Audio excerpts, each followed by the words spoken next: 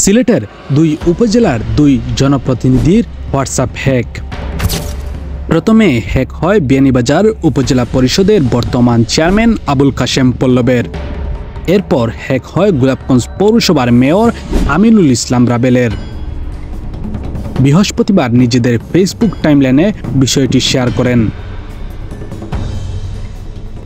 সেখানে দেখা যায় প্রায় 8 ঘন্টা আগে বিয়ানীবাজার উপজেলার বর্তমান চেয়ারম্যান আবুল কাশেম পল্লব নিজের ফেসবুক টাইমলাইনে বিষয়টি শেয়ার করে তিনি বলেন, আমার হোয়াটসঅ্যাপ হ্যাক করা হয়েছে।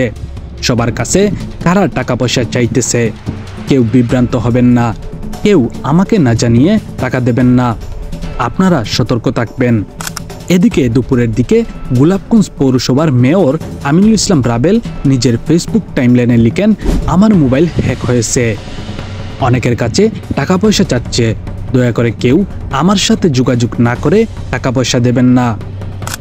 পাশাপাশি 2 উপজেলার 2 জনপ্রতিনিধির হোয়াটসঅ্যাপ হ্যাক।